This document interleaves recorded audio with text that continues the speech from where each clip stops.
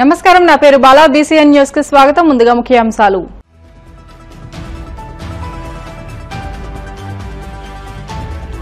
ముమ్మడివరంలో పింఛన్ల పంపిణీలో పాల్గొన్న సీఎం చంద్రబాబు. తొలి రోజు అత్యధికంగా అల్లూరి సీతారామరాజు జిల్లాలో పింఛన్ల పంపిణీ.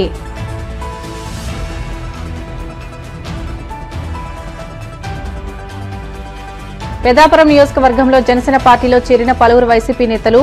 కండువా కప్పి పార్టీలోకి ఆహ్వానించిన మంత్రి నాదెండ్ల.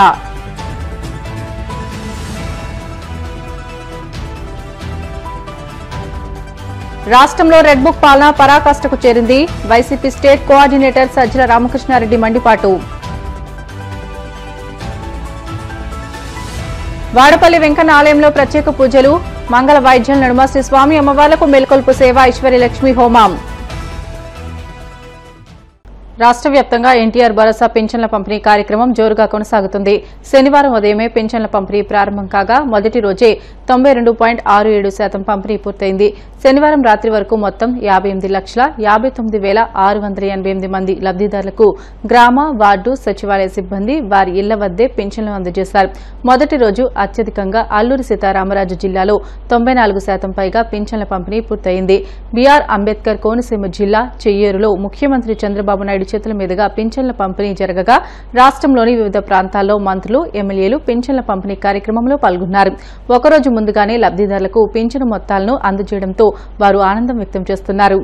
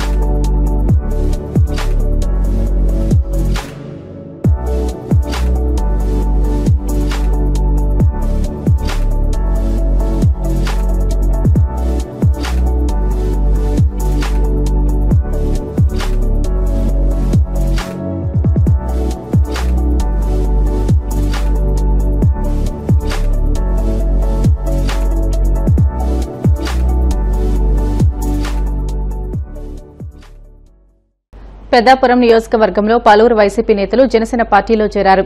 వారిని మంత్రి నాదెండ్ల మనోహర్ జనసేన పార్టీలోకి సాదరంగా ఆహ్వానించారు. శనివారం పెద్దాపురం పట్టణ వైసీపీ మాజీ కౌన్సిలర్, జిల్లా వైసీపీ న్యాయ విభాగం అధ్యక్షుడు కందుల వెంకటాచలం, పెద్దాపురం పట్టణ ప్రముఖ వ్యాపారవేత్త గాదంశెట్టి శ్రీనివాస్, బోడా సీతారామయ్య, పులిమేరు గ్రామ వార్డు మెంబర్ రాప నాగమణి, నీటి సంఘం మాజీ అధ్యక్షులు తుమ్మల అచ్యుతరామయ్య తదితరులు పార్టీలో చేరారు. కాకినాడ జిల్లా అధ్యక్షుడు తుమ్మల బాబు ఆధ్వర్యంలో నిర్వహించిన ఈ కార్యక్రమంలో శాసన మండలి విప్ పిడుగు హరిప్రసాద్, కాకినాడ రూరల్ శాసనసభ్యులు పంతం నానాజీ తదితరులు పాల్గొన్నారు. జనసేన పార్టీ జిల్లా అధ్యక్షులు బాబు గారి ఆధ్వర్యంలో పార్టీ కార్యకర్తలతోటి, నాయకులతోటి, శాసన మండలి సభ్యులు, శాసన సభా సభ్యులు, అదేవిధంగా మా నియోజకవర్గాల ఇన్ఛార్జీలు, సీనియర్ నాయకులు, కార్యకర్తలు అందరితో కూడా సమావేశం ఏర్పాటు చేసుకున్నాం. పవన్ కళ్యాణ్ గారి నాయకత్వంలో త్వరలోనే కూటమి ప్రభుత్వంలో మేము 1 సంవత్సరం పూర్తి చేసుకోబోతున్నాం. ఈ సంవత్సరం కాలంలో ఈ ప్రాంతంలో ప్రత్యేకంగా కాకినాడ జిల్లాలో మెట్ట ప్రాంతాల్లో చేసిన అనేక అభివృద్ధి కార్యక్రమాలు, ధాన్యం కొనుగోలు విషయంలో ఏ విధంగా రైతులకి అండగా నిలబడ్డామో, రేపటి నుంచి మేము ప్రారంభించబోయే మరొకసారి ఫేర్ ప్రైస్ షాప్, రేషన్ షాపులు పాత పద్ధతిలో తీసుకొచ్చి ప్రజలకి మరింత మెరుగైన సేవలు అందించడానికి ఒక మార్పు తీసుకొచ్చే విధంగా జనసేన పార్టీ నుంచి పవన్ కళ్యాణ్ గారి నాయకత్వంలో ఆంధ్రప్రదేశ్ రాష్ట్ర ముఖ్యమంత్రి చంద్రబాబు నాయుడు గారితో కలిసి ఈరోజు కూటమి ప్రభుత్వంలో ఒక బాధ్యతగా, ప్రభుత్వంలో మేము అధికారం చేపట్టిన తర్వాత ప్రజలకి మరింత మెరుగైన సేవలు అందించడానికి కోసం చిత్తశుద్ధితోటి ఏదైతే ఎన్నికల్లో మేము హామీలు ఇచ్చామో సూపర్ 6 లో భాగంగా దీపం పథకంలో గ్యాస్ సిలిండర్లు కానివ్వండి, రాబోయే రోజుల్లో తప్పకుండా అనేక సంక్షేమ కార్యక్రమాలు, పెన్షన్ల విషయంలో కానివ్వండి, అభివృద్ధి విషయంలో కానివ్వండి, తప్పకుండా ఈ ప్రాంతానికి ఇంకా మెరుగైన కార్యక్రమాలు ఒక ప్రణాళికబద్ధంగా తీసుకురావాలి. పెద్దాపురంలో మీ అందరికీ తెలుసు, ఖచ్చితంగా ఇక్కడ పరిశ్రమలు ఏర్పాటు చేయాల్సిన అవసరం ఉంది. పరిశ్రమలతో పాటు రైతాంగానికి కూడా కాపాడాల్సిన అవసరం ఉంది. ప్రభుత్వం నుంచి స్వర్ణాంధ్రప్రదేశ్ 2047 ఒక విజన్ ప్లాన్ ఏదైతే తయారు చేశామో దానికి అనుగుణంగా ఈ ప్రాంతాల్లో పెట్టుబడులు రావాలి. గౌరవ ముఖ్యమంత్రి గారి ఆధ్వర్యంలో, అదేవిధంగా ఉప ముఖ్యమంత్రి గారు పవన్ కళ్యాణ్ గారి సూచనలతోటి తప్పకుండా మా జిల్లా అధ్యక్షులు, అదేవిధంగా నూతనంగా డిసిసిబి చైర్మన్ గా నియమితులైన బాబు గారికి మా అందరి తరఫున శుభాకాంక్షలు తెలుపుతూ ఈ ప్రాంతంలో మేము కట్టుబడి ఉన్నాం. జనసేన పార్టీ అభివృద్ధితో పాటు ఇక్కడ మా కోసం కష్టపడిన పవన్ కళ్యాణ్ గారి నాయకత్వాన్ని నమ్ముకుని పనిచేసిన ప్రతి వీర మహిళకి, జన సైనికుడికి రాబోయే రోజుల్లో మేము ఎప్పుడు కూడా గతంలో చేసిన విధంగా కార్యక్రమాలు ప్రజల శ్రేయస్సు కోసం చేస్తాం. ప్రజల పక్షాన్ని నిలబడినప్పుడు తప్పకుండా అభివృద్ధి కార్యక్రమాలు, సంక్షేమం రెండు కూడా ప్రజలకు ఉపయోగపడే విధంగా తప్పకుండా మేము ముందుకు తీసుకెళ్తామని సందర్భంగా తెలుపుతున్నాం.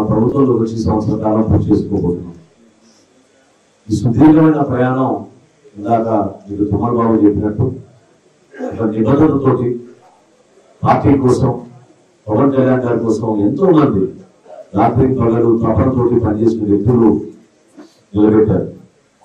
ఈ ప్రయాణం మీరందరూ లేకపోతే సాధ్యమయ్యేది కాదు. ఈ రోజు మేము పదవులు అనుభవించుకుని ఈ పక్కన కూర్చున్నంత మాత్రాన మాకు బాధ్యత లేదని నేను అనుకోబాకండి.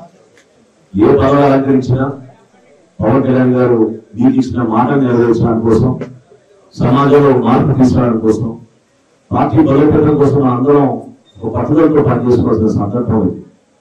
ప్రభుత్వంలో మనం ఉన్నప్పుడు మన ద్వారా కనీసం ఒక 1000 మందికో 10,000 మందికో మన సంక్షేమ ఫలాలు అందించాలి. మన గ్రామాల్లో, మన ప్రాంతాల్లో అభివృద్ధి కార్యక్రమాలు చేసి చూపించాలి. ఇతరులకి మనకి తేడా ఏంటనేది ప్రజలు మనం హర్షించే విధంగా మనం నిలబెట్టాలి. సంవత్సర కాలంలో మనం కూడా చాలా ఇబ్బందులు గురయ్యాం. గతంలో ఈ విధంగా మన పార్టీ అధ్యక్షుడిని ఎన్ని అవమానాలకి, ఎన్ని ఇబ్బందులు గురి చేశారో మర్చిపోవాలి. జగన్మోహన్ రెడ్డి పరిపాలనలో ఆవిర్భావ దినోత్సవం మనం చేసుకోవాలనుకునే కూడా అనేక ఇబ్బందులు పెట్టేవాళ్ళు. అసలు పర్మిషన్ ఇచ్చేవాళ్ళు, 10 చోట్ల మనం తిప్పేవాళ్ళు. రైతుల కోసం ఇక్కడ క్షేత్రస్థాయిలో ఇబ్బంది ఉన్నప్పుడు వాళ్ళ కోసం దీక్ష చేయాలన్నా, ధాన్యం కొనుగోలు ఇబ్బంది అయినా, రైతుల కోసం నిలబడతాం అనుకుంటే పోలీసులు కూడా మనకి పర్మిషన్ ఇవ్వకుండా అడ్డుకునేవాళ్ళు. అటువంటి పరిస్థితుల నుంచి మనం పైకి వచ్చాం. అది ఎప్పుడు నేను మర్చిపోకూడదు. పవన్ కళ్యాణ్ గారు 2014లో పార్టీ స్థాపించినప్పుడు ఆయనని ఆ రోజున ఎన్ని మాట్లాడినారో అందరూ గుర్తుపెట్టుకోండి. అసలు పార్టీకి భవిష్యత్తు ఉందా అన్నారు, అసలు ఇదే పార్టీ అన్నారు. కానీ అదే పార్టీ కోసం ఈ రోజున పనిచేయడానికి సిద్ధంగా వాళ్ళే ముందుకు వస్తున్నారు. ఇది కేవలం మన పట్టుదల, మనకున్న నాయకత్వం. పవన్ కళ్యాణ్ గారు ఈ విధంగా ప్రజల్ని ఒక నమ్మకంతో రాష్ట్ర అభివృద్ధి కోసం మనం పనిచేద్దామనే తపనతో ఆయన తీసుకొచ్చిన కార్యక్రమాన్ని రాష్ట్రంలో రెడ్ బుక్ పాలన పరాకాష్ఠకు చేరిందని, ఏడాది పాలనకే కూటమి ప్రభుత్వానికి ప్రజలు పాడికట్టే పరిస్థితిని తెచ్చుకున్నారని వైఎస్సార్సీపీ స్టేట్ కోఆర్డినేటర్ సజ్జల రామకృష్ణారెడ్డి మండిపడ్డారు. నెల్లూరు సెంట్రల్ జైల్లో అక్రమంగా నమోదు చేసిన మైనింగ్ కేసులో రిమాండ్లో ఉన్న మాజీ మంత్రి కాకాని గోవర్ధన్ రెడ్డిని ఆయన పరామర్శించారు. అనంతరం జైలు బయట మీడియాతో మాట్లాడుతూ అక్రమ కేసులను బనాయించి వైఎస్సార్సీపీ నేతలను అరెస్ట్ చేయడం ద్వారా రాష్ట్రంలో ఒక అరాచక పాలనను సాగిస్తున్నారని ఆగ్రహం వ్యక్తం చేశారు.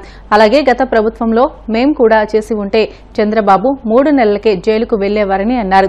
అధికారం ఉందని ఇప్పుడు నమోదు చేస్తున్న అక్రమ కేసుల పర్యావసనాలు తర్వాత తీవ్రంగా ఉంటాయనే విషయాన్ని చంద్రబాబు, లోకేష్లు గ్రహించాలని హెచ్చరించారు.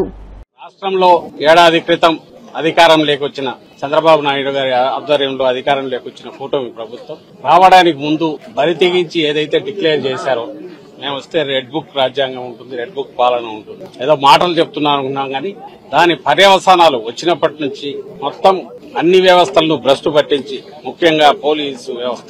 రెడ్ బుక్ రాజ్యాంగం అంటే ఎట్లుంటుంది, ఒక ప్రజాస్వామ్య దేశంలో ఒక రాష్ట్రంలో ఎట్లా ఇంప్లిమెంట్ చేయగలరు అనేది వరుస పెట్టి తప్పుడు కేసులు పెట్టడం ద్వారా ఆచరణలో చూపిస్తూ వచ్చారు. దానికి తాజాగా వైఎస్ఆర్ కాంగ్రెస్ పార్టీ సీనియర్ నాయకుడు, మాజీ మంత్రి గోవర్ధన్ రెడ్డి గారు కూడా ఈ మధ్య గురయ్యారు. అంటే ఏదైనా కేసులో ఆధారాలుంటే దాని మీద ఎంతవరకైనా పోవచ్చు.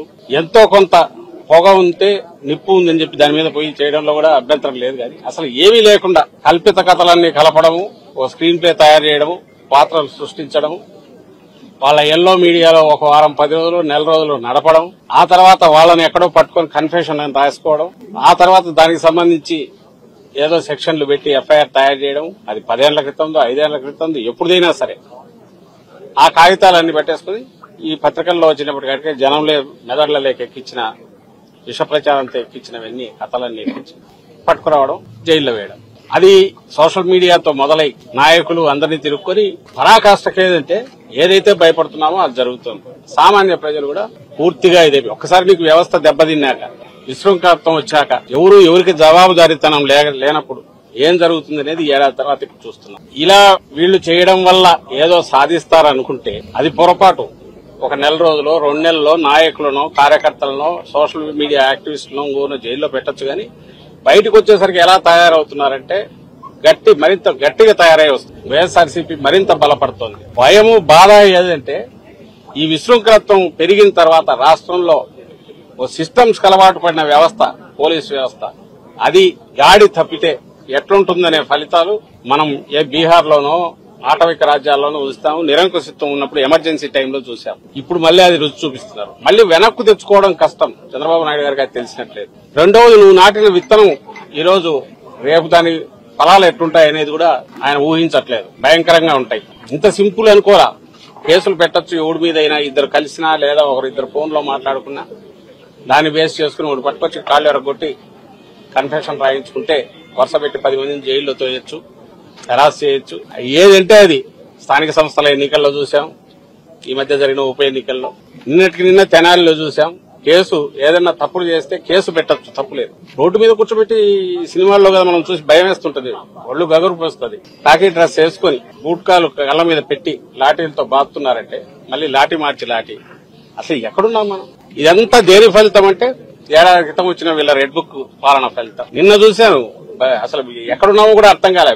ఈ జిల్లాలో కావలిలో ఎక్కడో ఏదో స్టేజ్ మీద మొత్తం బట్టలు లేకుండా డాన్స్ చేస్తున్నారు. దానికి ఎక్కడ ఇంతవరకు ఎప్పుడు ఇట్లా జరగల. కొండల్లోనూ, ప్రైవేట్ గెస్ట్ హౌస్ లోనూ ఎక్కడైనా జరిగితే ఏమని అనుకోవచ్చు. ఎవరు పట్టించుకునేవారు. మన సొసైటీలో, సభ్య సమాజంలో ఓపెన్ గా జరుగుతున్నాయి ఇవన్నీ. ఎందువల్ల ఇది సిస్టమ్ ఫెయిల్ అయిపోయింది. వాళ్ళకు తాబేదారులుగా ఉండే అధికారులను ముందు పెట్టి నడిపిస్తున్నారు. కాకి డ్రెస్ లో గూండాయిజం అనేది ఒకప్పుడు అనుకునేవాళ్ళం, అది కళ్ల ముందు ఇప్పుడు కనపడుతుంది. వాళ్ళు ఒకసారి అదుపు తప్పినాక వాళ్ళకు వాళ్లే రాజులు అవుతారు. అప్పుడు ఏ వ్యవస్థ పనిచేయదు. చంద్రబాబు నాయుడు గారికి అది ఎక్కినట్లేదు.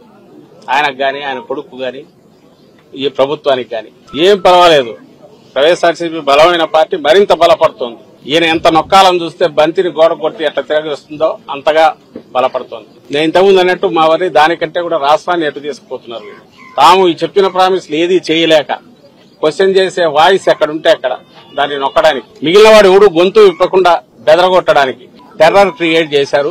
ఈ టెర్రర్ ను మరింత ప్రచారం చేసి ఎంటైర్ సమాజాన్ని దాన్ని భయపెట్టి అదుపులోకి తెచ్చుకోవడానికి ప్రచార సాధనాలన్నీ ఫుల్ ఉపయోగిస్తున్నారు. ఈ సందట్లో దోపిడీ భయంకరంగా సాగిస్తున్నారు. ఇది ఇప్పుడు జరుగుతున్న 1 year తర్వాత, ఈ పాలన తర్వాత. ఈ రోజు కాకాని గోవర్ధన్ రెడ్డి గారు గట్టిగా గొంతు వినిపించే నాయకుడు. ఆయన మీద గురి పెట్టినప్పుడే అనుకున్నాం, ఆయన మాట్లాడుతున్నాడు అన్నప్పుడే ఈయన మీద ఒక గురి పెడతారని. సీనియర్ నాయకులు ఎవరుంటే వాళ్ళ మీద గురి పెడుతున్నారు. తద్వారా ఏ రకంగా అయినా సరే పార్టీని బలహీనం చేయాలి, ప్రతిపక్షం అనేది లేకుండా చేయాలని చూస్తున్నారు. అది అసాధ్యం. అందులో వైఎస్ఆర్సీపీ లాంటి పార్టీని, జగన్మోహన్ రెడ్డి గారు లాంటి నాయకుడు, అంత పట్టుదల కలిగిన పటిమ ఉన్న నాయకుడిని వాళ్ళు ఏం చేయలేరు. దానివల్ల ఏమవుతుందంటే పార్టీ మరింత బలపడుతుంది. థ్యాంక్స్ టు చంద్రబాబు నాయుడు గారు. 2 నెలలు అందరం పోవచ్చు.